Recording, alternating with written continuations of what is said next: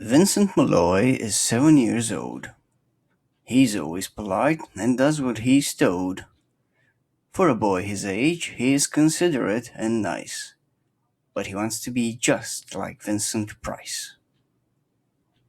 He doesn't mind living with his sister, dog, and cats, though he'd rather share a home with spiders and bats. There he could reflect on the horrors he's invented and wander dark hallways alone and tormented. Vincent is nice when his aunt comes to see him, but imagines dipping her in wax for his wax museum. He likes to experiment on his dog Abercrombie in the hopes of creating a horrible zombie. So he and his horrible zombie dog could go searching for victims in the London fog.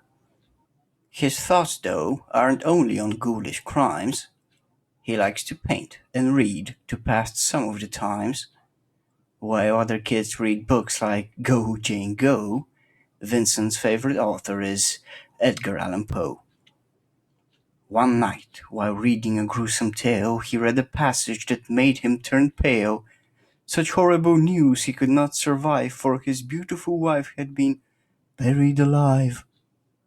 He dug out her grave to make sure she was dead, unaware that her grave was his mother's flower bed.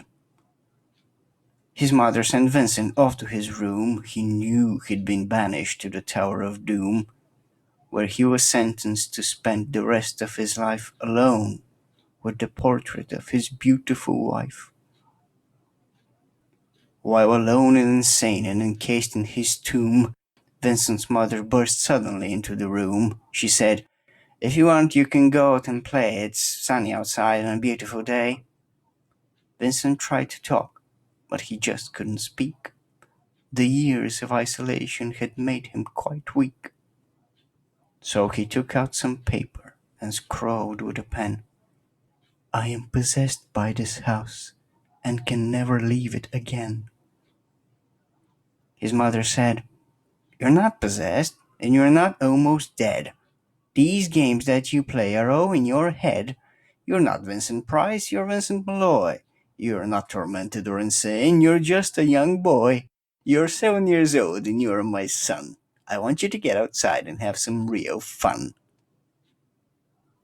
Her anger now spent, she walked out through the hall, and while Vincent backed slowly against the wall, the room started to swell, to shiver and creak. His horrid insanity has reached its peak. He saw Abercrombie, his zombie slave, and heard his wife call from beyond the grave. She spoke from her coffin and made ghoulish demands, while through crackling walls reached skeleton hands. Every horror in his life that had crept through his dreams swept his mad laughter to terrified screams. To escape the madness he reached for the door, but fell limp and lifeless down on the floor. His voice was soft and very slow as he quoted The Raven from Edgar Allan Poe. "And my soul from out that shadow that lies floating on the floor shall be lifted nevermore."